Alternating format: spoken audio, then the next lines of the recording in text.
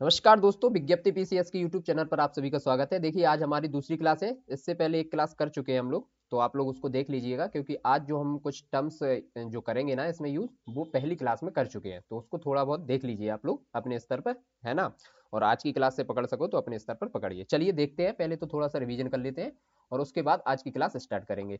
चलिए, तो सबसे पहले हमने क्या देखा था उसमें, देखिए छोटे छोटे जो टर्म्स होते हैं ना, वो हमने बेहतर तरीके से उसमें देख लिए थे डिटेल्स में। जैसे क्या देखा था हमने उसमें, सबसे पहले हम लोगों ने उसमें देखा था कल जीडीपी, है ना। जीडीपी के बाद क्या देखा था, एनडीपी। फिर उसके बाद क्या देखा था, जीएनपी और एनएनपी, है ना। इनको बहुत बेहतर तरीके से हम लोगों ने समझ लिया था। एग्जाम्पल के तौर पर भी कई एग्जाम्पल के रूप में हम लोग उनको समझ चुके थे। तो जीडीपी क्या था, हम लोगों ने एग्जाम्पल ऐसे लिया था कि मान लीजिए ये एक सीमा रेखा है देश की, और इसके अंदर चाहे भले ही हमारे देश की कंपनी कार्य कर रही हो या किसी और भी देश की। जैसे एग्जाम्पल क्या लिया था, टाटा का लिया था और जियो का लिया था, राइट। और फिर एक ले लिया था हम लोगों ने किसका, सैमसंग का। तो सैमसंग तो हमारी कंट्री की है नहीं, लेकिन हमारी कंट्री के अंदर कार्य कर रही है। तो ये क्या हो जाएगा, इन सब की इनकम जो है ना, ये प्रोडक्ट जो है इनका सबका जो जोड़ा जाएगा, तो क्या हो जाएगा, ये हो जाएगा जीडीपी, है ना। यही हम लोगों ने देखा था। फिर इसमें से जीडीपी क्या किया था, जीडीपी माइनस डेप्रिशिएशन कर दिया था, तो क्या आ गया था हमारा इधर पर, एनडीपी। ओके, इतना समझ लिया। फिर उसके बाद देखा था कि कोई भी जो व्यक्ति है जो हमारे देश से बाहर कार्य कर रहा है, और वो जो उत्पाद कर रहा है, मतलब जो इनकम वहां से आ रही है, उसको हम जोड़ लेंगे किसमें, जीएनपी में। तो हम लोगों ने एग्जाम्पल लिया था, मान लीजिए कोई एक्स इंसान है और ये अमेरिका में कार्य कर रहा है, और ये वहां से जो इनकम दे रहा है वो जुड़ जाएगी जीएनपी में। लेकिन फिर क्या था, जो यहाँ पर सैमसंग कार्य कर रही है, इसका इनकम नहीं जोड़ा जाएगा। तो कैसे, तो हम लोगों ने इसका फॉर्मूला क्या लिया था, जीएनपी बराबर लिया था जीडीपी माइनस एक्स और प्लस एम, है ना। सॉरी, प्लस एक्स और माइनस एम, ठीक। इसका मतलब क्या था, यहाँ पर हम लोगों ने देख लिया था इसको, प्लस एक्स और माइनस एम। प्लस एक्स तो हो गया जो व्यक्ति हमारा बाहर कार्य कर रहा है वो, और जो माइनस एम हो गया था जो हमारे देश में बाहर की कंट्री कार्य कर रही है वो, ठीक है। तो ऐसे देख लिया था हम लोगों ने जीएनपी, और उसके बाद जीएनपी माइनस डेप्रिशिएशन कर दिया था, तो क्या आ गया था यहाँ पर, एनएनपी, है ना। इस क्लास को डिटेल्स में हम लोगों ने पहले वाली क्लास में देख लिया था, तो आप लोग उसको जरूर देख लीजिएगा। तो आज जो टर्म्स यूज होंगे ना, वो बेहतर तरीके से आपको समझ में आ जाएंगे। चलिए अब इसको बिगाड़ लेते हैं और आज की क्लास पर ध्यान देते हैं कि आगे की क्लास को हम लोगों को आज की क्लास में क्या करना है ना। क्योंकि आज की क्लास जो है वो बहुत ही इंपॉर्टेंट होने वाली है। चलिए देखते हैं, तो प्रोडक्शन की बात करते हैं। प्रोडक्शन की हम लोगों ने बात की थी पहली ही क्लास में। तो उसमें देखा था चार चीजें बहुत जरूरी होती हैं उत्पाद के लिए, है ना। क्या क्या जरूरी होता है, सबसे पहले देखिए हमारे पास क्या होना चाहिए, सबसे पहले होना चाहिए पूंजी, है ना। पूंजी होगी तो फिर आप भूमि की तलाश करोगे, भूमि रहेगी तो श्रमिक, श्रमिक और उद्यमी। ये चार चीजें किसी भी उत्पाद के लिए आपको, अगर कोई भी प्रोडक्शन आप स्टार्ट कर रहे हैं, तो ये चार चीजें बहुत जरूरी होती हैं, ठीक है। तो इन चारों को मिलकर हम क्या कहेंगे, उत्पादन लागत, मतलब क्या, प्रोडक्शन कॉस्ट, है ना। प्रोडक्शन कॉस्ट आएगी ना, इनमें जो भी कॉस्ट हम लोग यूज करेंगे वो प्रोडक्शन यूज की जाएगी। जैसे मान लीजिए पूंजी है, तो हमारे पास सबसे पहले क्या होना चाहिए, एक बड़ी पूंजी होनी चाहिए। भूमि के लिए भी एक बड़ी लागत हमारी यहाँ पर आएगी, है ना। श्रमिकों के लिए भी एक बड़ी लागत आएगी, फिर उद्यमी के लिए भी एक बड़ी लागत आएगी। तो इन सबको मिलाकर ही हमने क्या कहा है यहाँ पर, कहा है प्रोडक्शन कॉस्ट, ठीक है। प्रोडक्शन कॉस्ट को ही हम लोग क्या कहते हैं, तो इसको कहते हैं फैक्टर कॉस्ट, ठीक। समझ में आ गया, इसको हम लोग ऐसे लिखते हैं, है ना, फैक्टर कॉस्ट, ठीक। अब देखिए क्या होता है यहाँ पर, समझने वाली बात क्या है, फैक्टर कॉस्ट पर काम कौन करता है। जैसे मान लीजिए आप लोग एक कार लेने जा रहे हैं, है ना, राइट। एक कार लेने आप लोग गए, तो ये कार जब कंपनी बनाती है ना, और कंपनी बनाकर जब तक कोई टैक्स नहीं लेती, तो ये हो गया फैक्टर कॉस्ट, है ना। बनाने बनाने में जो उसकी लागत आई, वो हो गया फैक्टर कॉस्ट, और फैक्टर कॉस्ट पर ही कंपनी उसका उसकी जो प्राइस होती है वो डिफाइन करती है, ठीक। लेकिन फिर एमआरपी में क्या जुड़ जाता है, एमआरपी आते ही क्या हो जाएगा, इसमें इसमें लग जाएगा टैक्स। और टैक्स कौन लगाता है यहाँ पर टैक्स लगाती है गवर्नमेंट। तो क्या होगा, फैक्टर कॉस्ट जिसमें कंपनी ने कार बना के दी और उसके बाद टैक्स लगा, तो ये बन गया एमआरपी। जो कुछ भी आप परचेज करने जाओगे ना, तो वो एमआरपी पर ही हम लोगों को मिलता है। उसमें क्या रहता है, फैक्टर कॉस्ट भी रहेगा प्लस टैक्स भी जुड़ जाता है, ठीक है। जैसे आप लोगों ने देखा होगा जब आप लोग कार वगैरह देखने जाते होंगे तो उसकी वो दो प्राइस बताते हैं। एक कौन सी प्राइस होती है, सबसे पहले आप लोगों की एक प्राइस होती है एक्स शोरूम प्राइस, है ना, और एक होती है ऑन रोड प्राइस। ये मैं एग्जांपल के तौर पे बता रहा हूँ जिससे कि आप लोगों को चीजें समझने में सहूलियत हो जाए, है ना। तो जब आप कार खरीदने जाते हो ना तो एक एक्स शोरूम प्राइस होती है। वो एक्स शोरूम प्राइस क्या होती है, वही होती है ये फैक्टर कॉस्ट, है ना। और उस पर जितने भी टैक्स, रजिस्ट्रेशन टैक्स, ये वो फलान ढिमका सब जुड़ता है, तब वो हो जाती है ऑन रोड प्राइस, है ना। तो वो एक बड़ा एग्जाम्पल था। एमआरपी का भी कुछ ऐसा ही है ना। इस पर जैसे ही टैक्स लगेगा तो ये एमआरपी में हो जाएगा। लेकिन अब जीडीपी पे जो मार्केट प्राइस होती है वो कैसे हम लोग तय करते हैं। तो जीडीपी का मार्केट प्राइस रहेगा तो उस पर टैक्स ज़्यादा रहेगा, और फिर अगर बहुत ज़्यादा टैक्स हो जाएगा तो सब्सिडी भी दी जाएगी। तो टैक्स रहता है वो बढ़ाता है प्राइस को, है ना, और जो सब्सिडी होती है वो कमी करती है। जैसे एग्जाम्पल के तौर पे देख लेते हैं। जैसे मान लीजिए कि आप लग्जरी कोई चीज़ ले रहे हो तो उस पर टैक्स दिया जाएगा, सब्सिडी नहीं दी जाएगी, है ना। जैसे मान लीजिए आप लोगों ने मोबाइल फ़ोन ही लिया, है ना, तो मोबाइल फ़ोन लोगे तो उस पर सब्सिडी तो देगी नहीं गवर्नमेंट हमें, तो उस पर लगेगा सिर्फ टैक्स, ठीक है। तो टैक्स भी लगेगा अधिक, है ना। और जैसे मान लीजिए एक आप लोग बुक लेने गए तो बुक्स पर क्या होगा, सब्सिडी। और मान लीजिए जैसे दवाई, दवाई का ले लीजिए, दवाई जब आप लोग लेने जाते हैं तो टैक्स तो उस पर लगता है, लेकिन गवर्नमेंट हमें क्या देती है, उस पर सब्सिडी देती है। तो जीडीपी का जो मार्केट प्राइस रहता है वो टैक्स भी जुड़ता है उसमें और सब्सिडी भी दी जाती है कभी कभी, ठीक। अब फैक्टर कॉस्ट पूरी तरीके से, जीडीपी का फैक्टर कॉस्ट जो रहता है उसका फॉर्मूला क्या रहता है, हमें ये लास्ट में याद करना है लास्टली, ठीक है। तो जीडीपी का जो मार्केट प्राइस रहेगा वो माइनस इसमें से क्या कर देंगे, टैक्स हटा देंगे, और प्लस क्या कर देंगे, सब्सिडी, है ना। तो ये हो जाएगा फैक्टर कॉस्ट का पूरा फॉर्मूला। अगर जीडीपी फैक्टर कॉस्ट का फॉर्मूला आप लोग निकालेंगे तो वो ऐसे ही निकल जाएगा। कैसे निकलेगा, जीडीपी का फैक्टर कॉस्ट, फिर जीडीपी का मार्केट प्राइस में से हम लोग क्या घटा देंगे, जब फैक्टर कॉस्ट निकालते हैं तो मार्केट प्राइस में से टैक्स को घटा देंगे, है ना। तो टैक्स घटा दिया, फिर उसमें क्या जोड़ देंगे, सब्सिडी और जोड़ देंगे। तो ये हो गया हमारा फैक्टर कॉस्ट का जीडीपी पर फॉर्मूला, ठीक है। अब आप लोगों को ये समझ में आ गया होगा, थोड़ा बहुत तो आ ही गया होगा, है ना, कि फैक्टर कॉस्ट क्या होती है, उत्पादन लागत, और उस पर मार्केट प्राइस जो होती है वो क्या होती है, और फैक्टर कॉस्ट क्या होता है, टैक्स क्या होता है, सब्सिडी कैसे यूज की जाती है, ठीक है। ये हो गया। अब देख लीजिए जीडीपी के कुछ और टर्म्स हम लोग समझ लेते हैं यहाँ पर। कैसे, देखिए हम लोग एक पेन के एग्जाम्पल के तौर पे बहुत सी सारी यहाँ पर चीज़ें समझते हैं। इस जो ये जो बनाया गया है ना, ये जो सारणी, इसको बहुत प्रॉपर तरीके से आप लोग समझिए, बहुत अच्छी सारणी, इस पे बहुत सी चीज़ें आप लोगों को समझ में आएंगी। देखिए जैसे पेन है तो इसका प्राइस हम लोग देख लेते हैं, 2011 से मान लीजिए ले लेते हैं, तो 2011 का लिया, फिर 12 का लिया, फिर लास्ट के 3 ईयर का ले लेते हैं, 22, 23, 24 का, है ना। क्योंकि प्राइस तो लगातार बढ़ता रहता है, अब हम दो दो से तो लगातार ले नहीं पाएंगे, तो 11, 12 का ले लिया, फिर 22, 23, 24 का ले लिया। मान लीजिए 11 में कितना था, 5, ठीक है, 5 रुपये प्राइस था। 12 में बड़ा होगा, 6 प्राइस हो गया होगा, है ना। फिर अभी 7, 10, और अभी लेटेस्ट ले लीजिए कि एक अच्छा पेन आप लोग मार्केट से लेने परचेज करने जाओगे तो 15 रुपए तक का आ जाएगा, ठीक है। अब बात करते हैं भाई प्रोडक्शन की। प्रोडक्शन कितना हो रहा था 2011 में, तो ये हुआ था 20 पेन का, है ना। मोटा मोटा एक अनुमान लगा रहे हैं सारणी समझने के लिए, इसका मतलब आप कैसे अभी समझ जाओगे वो देखना है, ठीक है। फिर 2012 में मान लीजिए प्रोडक्शन कितना हुआ, 20 हुआ। 22 में कितने हो गए थे, 18 हुए, और 23 में हुए 15, और उसके बाद हुए 16, ठीक है। ये दो चीजें देख ली। अब जाते हैं भैया जीडीपी पे। अब आप जीडीपी निकालोगे तो क्या करोगे, तो इन दोनों में गुणा कर लेंगे, है ना। 5 पेन की प्राइस कितनी थी 2011 में, 5, और पूरा टोटल प्रोडक्शन कितना हुआ, मतलब टोटल पेन कितने बनाए गए, 20, ठीक है। दोनों का गुणा किया तो कितना आ गया, 100, ठीक है। ये हुआ। फिर उसके बाद देखा हम लोगों ने, फिर बढ़ा तो 6 हुआ, और 19 प्रोडक्शन हुआ तो 114, ऐसे ऐसे 22 का भी देख लिया, 23 का भी देख लिया, और लास्ट में देख लिया 24 का भी, सब में गुणा कर लिया। जितनी वस्तुएं हमारी टोटल प्रोडक्शन हुआ वो, और क्या किया, जितनी हमारी प्राइस थी उससे गुणा कर लिया, तो हमारा क्या आ गया, यहाँ पर जीडीपी निकल आया।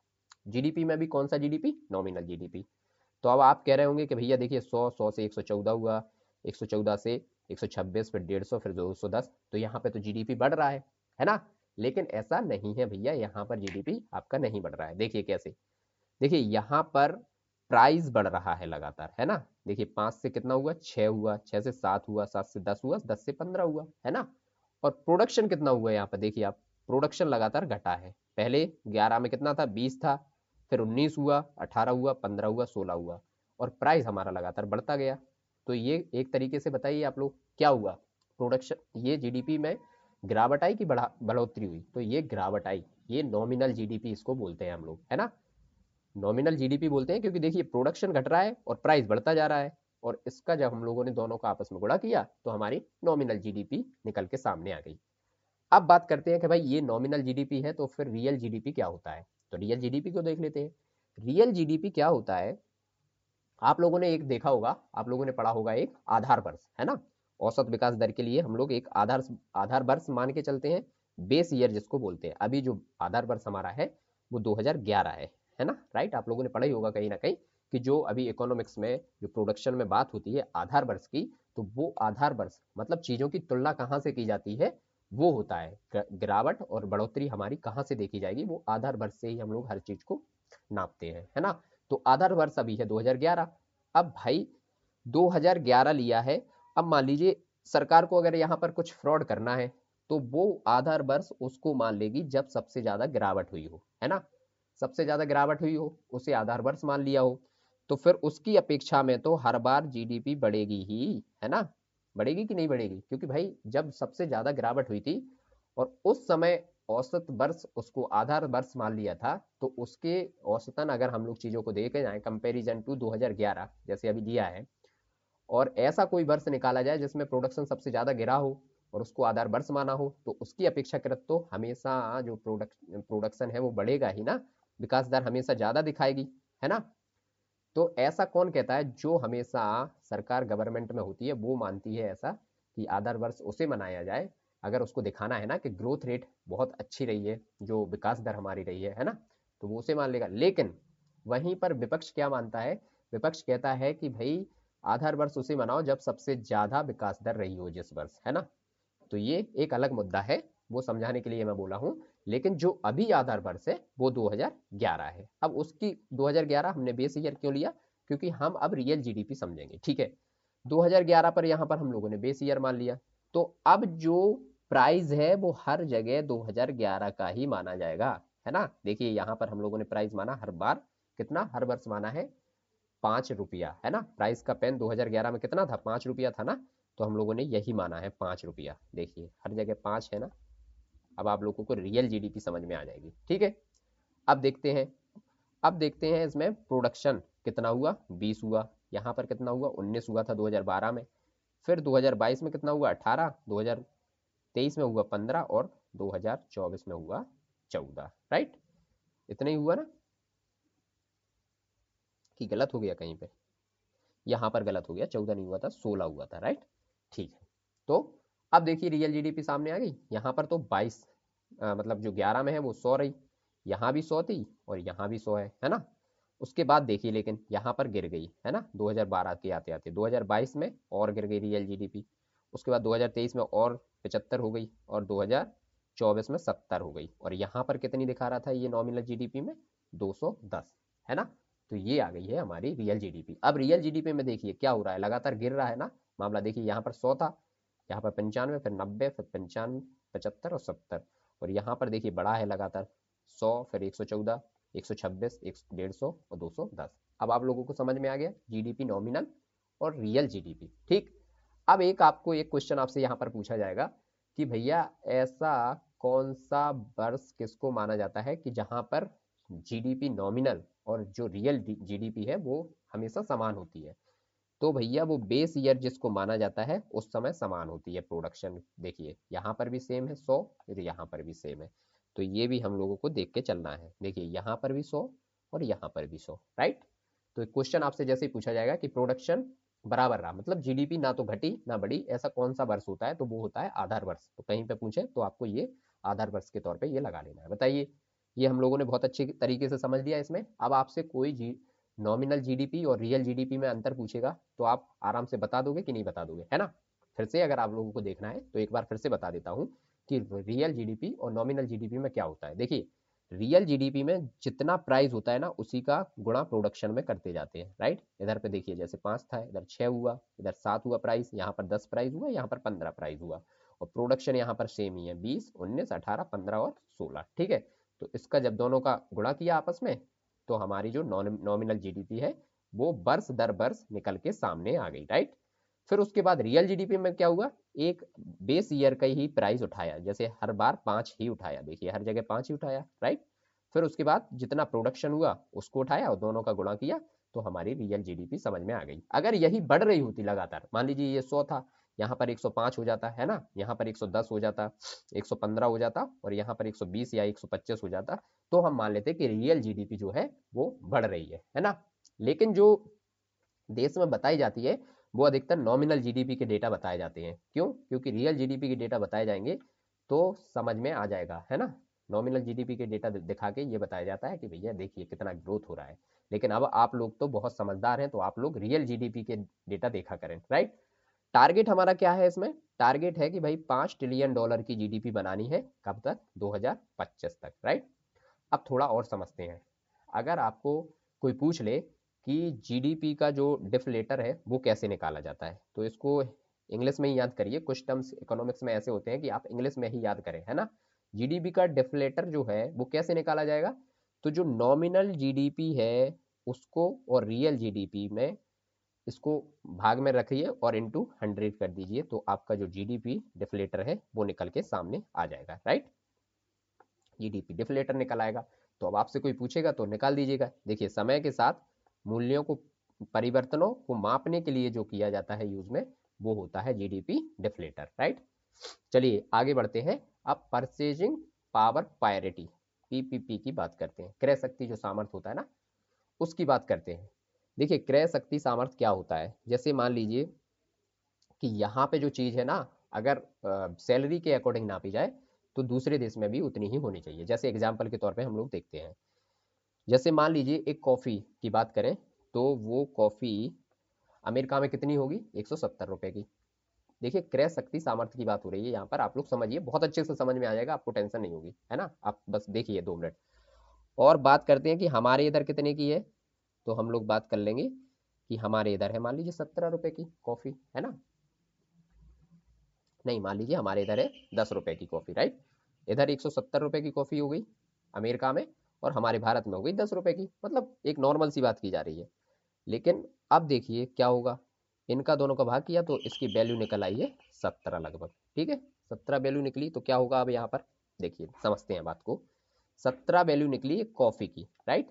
अब मोटा मोटा हम लोग अनुमान मान लेते हैं कि भैया हर चीज की वैल्यू 17 ही निकल के सामने आई। यहाँ पर भी क्या लिखा है, जिसके अनुसार विभिन्न देशों में एक समान वस्तुओं की कीमत एक समान रहती है। अब देखिए क्या होता है, अब मान लीजिए यहाँ पर जो हमारा, यहाँ पर जो मिलेगा हमें पेमेंट, वो कितना मिलेगा? मान लीजिए एक इंसान को मिल रहा है नॉर्मली 1 लाख रुपया, है ना, और वहां पर मिल रहा है 17 लाख रुपया, ठीक। अब बात करते हैं भैया, यहाँ पर 1 लाख रुपया मिल रहा है, यहाँ पर 17 लाख रुपया मिल रहा है, राइट।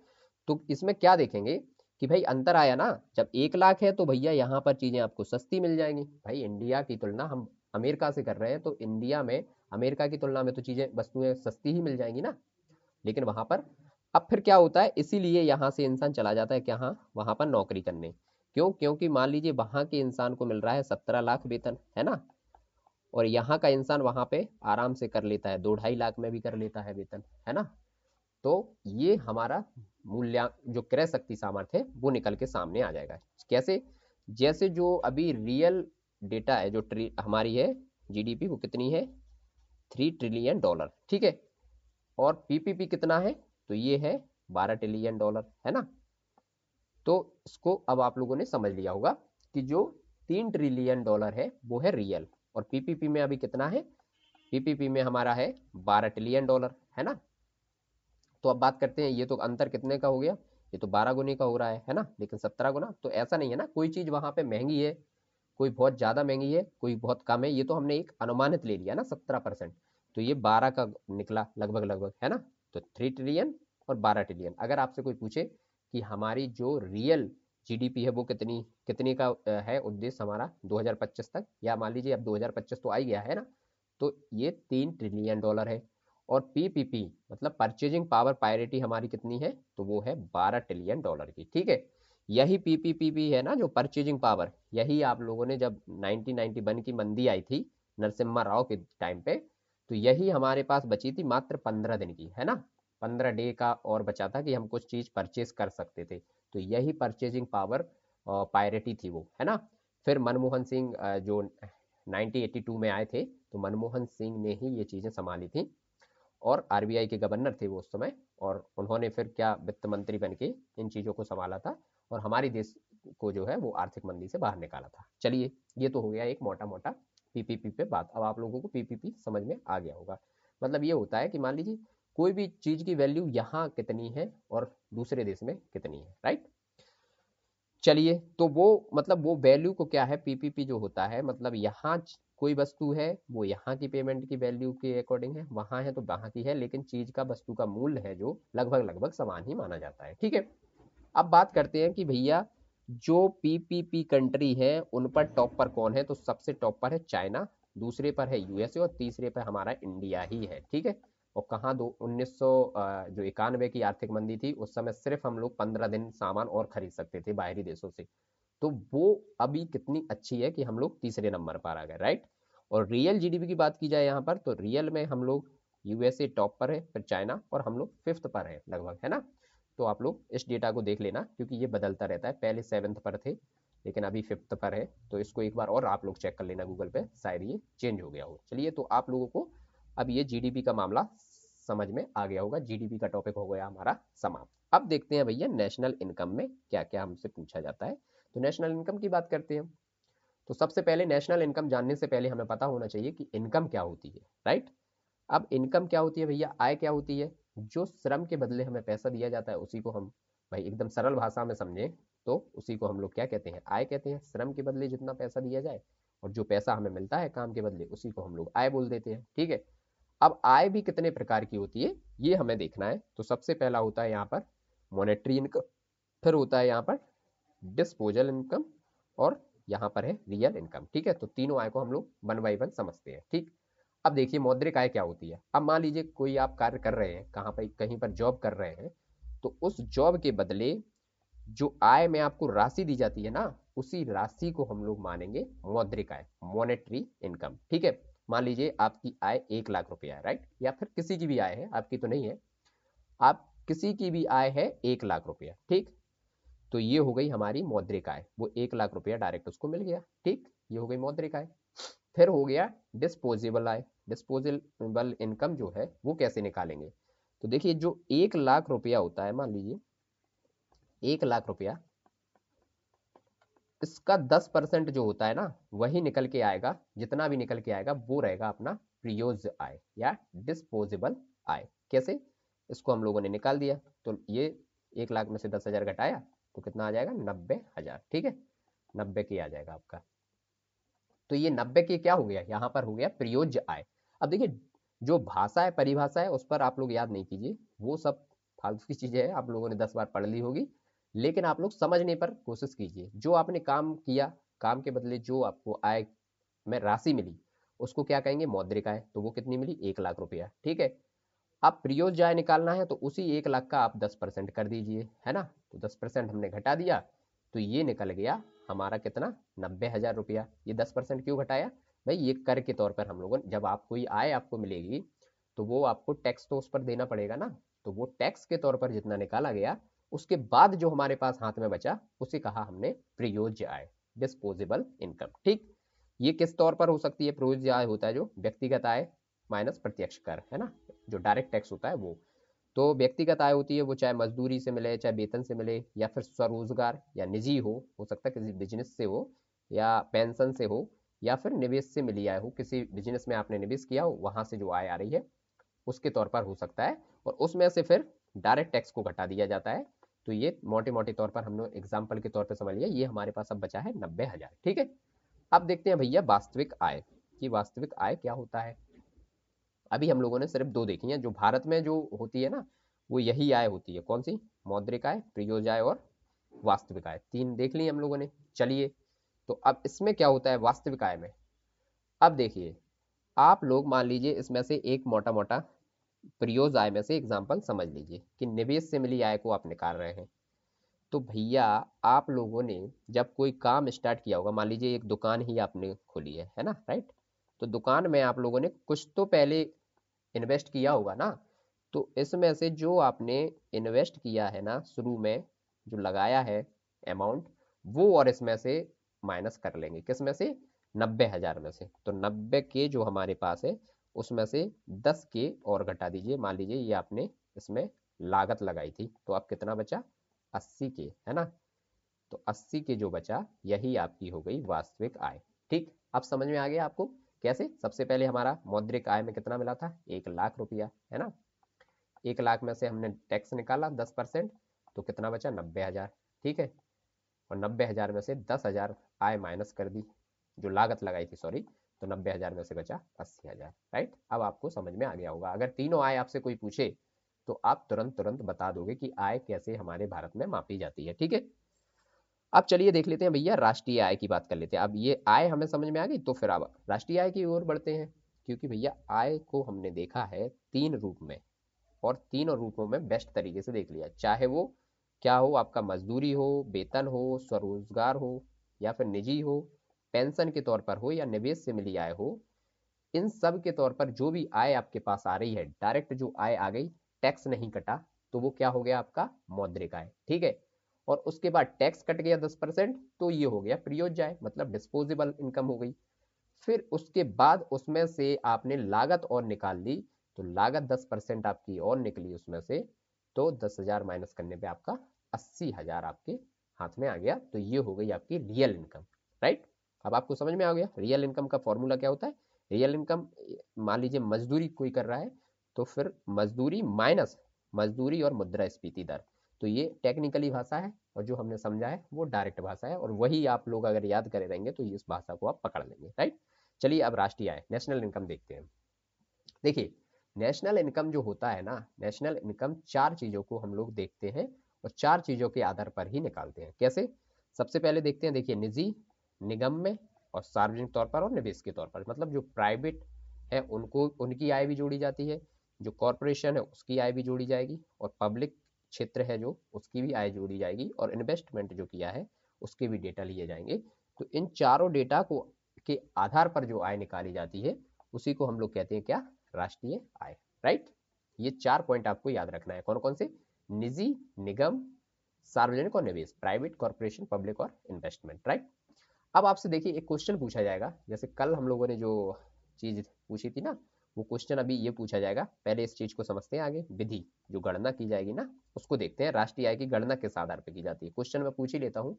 यहाँ पर एक क्वेश्चन है कि नेशनल इनकम जो है ना, सबसे अच्छी किस में निकाली जाती है, बताइए सबसे अच्छी किस में निकाली जाएगी। जीडीपी में निकाली जाएगी, तो यहाँ पे मैंने क्रॉस लगाया है। ठीक, फिर उसके बाद बात हो रही है कि भैया जीएनपी में निकाली जाएगी, तो यहाँ भी क्रॉस लगाया जाए। अभी बता देता हूँ आपको क्यों क्रॉस लगा रहा हूँ। ठीक, फिर उसके बाद हो जाती है एनडीपी के तौर पे, तो यहाँ भी क्रॉस। जिसमें देखिए, जिसमें डी लगा है वो तो एकदम खाली कर दीजिए। डी देखिए डोमेस्टिक की बात हो रही है सिर्फ, यहाँ भी डोमेस्टिक की बात हो रही है, तो ये दोनों तो वैसे ही कट गए। फिर जीएनपी भी काट दिया, सिर्फ एनएनपी जो नेट नेशनल प्रोडक्ट है उसके तौर पर हम लोग यहाँ पर निकालते हैं नेशनल इनकम की सबसे अच्छी आय। अब देखिए बात करते हैं, देखिए जीडीपी में क्या था, देश के अंदर, चाहे देश की घरेलू एजेंसी हो या घरेलू उत्पाद हो तौर पर, और चाहे फिर विदेशी हो। राइट, देसी और विदेशी दोनों की इनकम जोड़ी जाती थी, तो इसमें विदेशी आ गए, तो ये कहाँ से हुई भाई, नेशनल इनकम। राइट, तो ये कट जाएगा।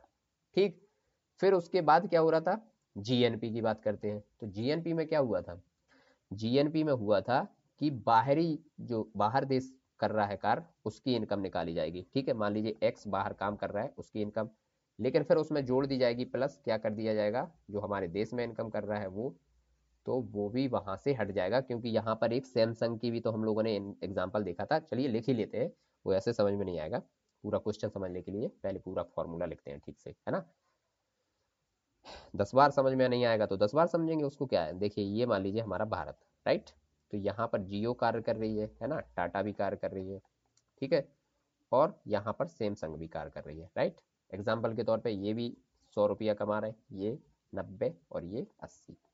तो जीडीपी हमारी होगी, तो ये जीडीपी जुड़ जाएगी, तो इसमें डोमेस्टिक की बात आ गई, तो इसमें लेकिन बाहरी विदेशी कंपनी तो इसमें जुड़ गई है ना, तो नेशनल इनकम में तो ये आएगी नहीं, तो जीडीपी कट गया। राइट, फिर जीएनपी की बात करें यहाँ पर, तो जीएनपी में क्या आ जाएगा, जियो आ गया, टाटा आ गया, और यहाँ पर आ गया जो एक्स हमारा बाहर कार्य कर रहा है और जो पैसा भेज रहा है वो भी आ गया। लेकिन ये सैमसंग यहाँ पर कटेगी, तो सैमसंग यहाँ पर जब हट रहा है तो यहाँ पर क्या हो जाएगा, फिर ये भी जीएनपी भी नहीं हो पाएगी, क्योंकि हमारे देश में कार्य कर रहा है और हट रहा है, तो नेशनल इनकम में ये भी नहीं जोड़ा जाएगा, राइट।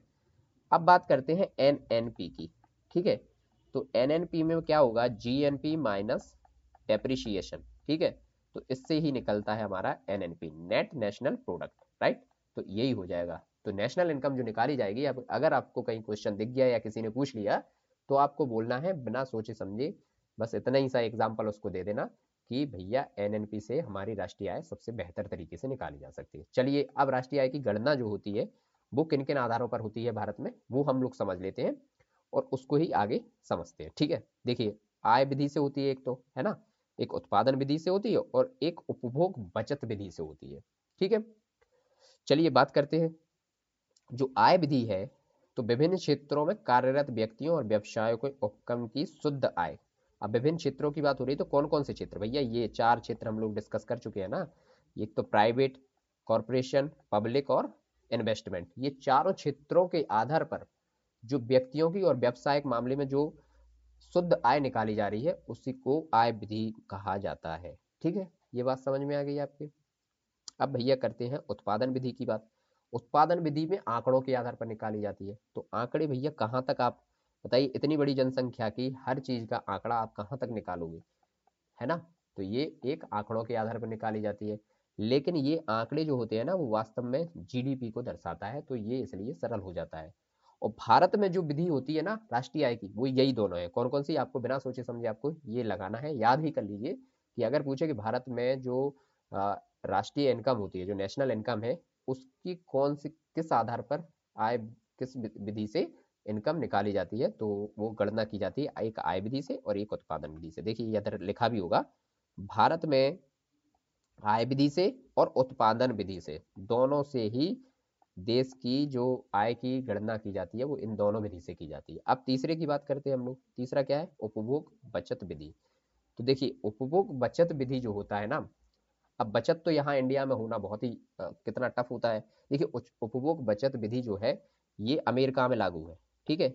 अमेरिका में कैसे लागू है, क्योंकि देखिए वहां पर बचत पे कोई टैक्स तो लगता है नहीं, क्योंकि वहां पर वीकेंड भी होता है। वीकेंड हम लोग तो खाली बात करते हैं, लेकिन वाकई जो वीकेंड होता है वो तो पश्चिमी देशों का ही होता है ना, क्योंकि वो सोमवार से मंडे से और फ्राइडे तक तो जॉब करते हैं, है ना। और सैटरडे और संडे पूरा अच्छे से जो है पार्टी वार्टी करते हैं। क्यों करते हैं, क्योंकि देखिए जो पश्चिमी देश है, वहाँ पर आपको हॉस्पिटल की सुविधा वगैरह पर बहुत अच्छा काम हो गया है। जो मतलब वृद्ध लोग हो जाते हैं, उनके लिए कोई ज़्यादा दिक्कत है नहीं वहाँ पर, है ना। बहुत बड़े स्तर पर, क्योंकि वो अमीर देशों में आते हैं और विकसित देशों में आते हैं, तो बहुत बड़े स्तर पर देखा जाए तो लोगों की सुविधा के लिए चीज़ें हैं। अगर उनके पास पैसा भी नहीं है, तो लास्ट में वो चीज़ें उनके काम आ जाती हैं। लेकिन अपने इंडिया में ये हो नहीं पाता है। तो उपभोग बचत विधि जो है, वो यहाँ पर अपने देश में नहीं अपनाई जाती है। सिर्फ अपने देश में जो राष्ट्रीय आय की गणना होती है, वो आय की विधि और उत्पादन विधि के आधार पर होती है। और ये जीडीपी का मतलब यहाँ पर वही समझ लीजिए, ये जो शुद्ध आय निकाली जाएगी वो एनएनपी के माध्यम से, है ना। तो ये आपसे क्वेश्चन कभी भी पूछा जाए तो आपको ये याद रखना है। अब बात कर लेते हैं थोड़ी सी यहाँ पर भैया, कि पर कैपिटा इनकम कैसे निकाली जाती है। तो पर कैपिटा इनकम कैसे निकाली जाती है, जो नेशनल इनकम के डेटा निकले हैं वो, और जो हमारी पूरी पॉपुलेशन है उसको हम लोग भाग कर देंगे। नेशनल इनकम जो निकल रही है ना, उसमें पॉपुलेशन का भाग कर देंगे, तो आपकी प्रति व्यक्ति आय वैसे ही निकल आएगी। जैसे अभी प्रति व्यक्ति आय लगभग लगभग कितनी है, मान लीजिए प्रति व्यक्ति आय है 1,20,000, मान क्या लीजिए यही है हमारी जो सरकार डेटा देती है ना, वो यही देती है 1,20,000 का। अब इसमें से हमें निकालना है बिल्कुल एक एक इंसान की इनकम, तो उसमें 12 का भाग कर देंगे तो 10,000 निकल आएगी। 12 क्या हो गया, ये मंथ हो गया, पूरे साल की निकालनी है ना हमें, तो पूरे साल की निकल आई है। ये तो ईयर की है, जो 12,000 1,20,000 है वो है ईयर की। अब हमें निकालनी है पर मंथ की, तो 12 का हमने इसमें भाग किया तो कितनी निकल आई, 10,000। तो अब देखिए प्रति व्यक्ति की जो पर मंथ की जो कमाई है वो कितनी है, 10,000 रुपए। अब बताइए 10,000 रुपए में क्या होगा इंडिया में, है ना। तो ये आप लोगों को मोटा मोटा अनुमान समझ में आ गया, ठीक है। अब इसको हमने यहाँ पर क्या क्या देख लिया, अभी छोटा ही सा टॉपिक रखा था, क्योंकि ये टॉपिक अब यहाँ पर हो चुका है समाप्त। सबसे पहले हम लोगों ने देख लिया था जीडीपी वाला टॉपिक, और जीडीपी का टॉपिक खत्म करके फिर हमने यहाँ पर देख लिया था इनकम वाला टॉपिक, नेशनल इनकम का, है ना। तो नेशनल इनकम भी अब आपको बेहतर तरीके से समझ में आ चुकी होगी। अब हम लोग आगे के टॉपिक देख लेंगे बेरोजगारी वाले, और जो जो टॉपिक हमारे आरओ और यूपीपीसीएस में जरूरी होंगे वो सारे टॉपिक हम लोग यहाँ पर समझते चले जाएंगे। तो बेरोजगारी से संबंधित टॉपिक कल आएगा आपका, और कंटिन्यू क्लास अब आपकी होगी 7 बजे। तो आप लोग तैयार रहे और डे बाय डे की क्लास कर ले। और ये जो पीडीएफ है ये आपको टेलीग्राम चैनल पर मिल जाएगी, तो उसमें जरूर आप लोग ज्वाइन रहिए, है ना। और वहाँ से ये पीडीएफ एक साथ निकलवाते रहिएगा और इन्हीं को जो है रंगते रहिए बार बार, है ना। चलिए, तो आप इस क्लास को यहीं पर समाप्त करते हैं। धन्यवाद दोस्तों।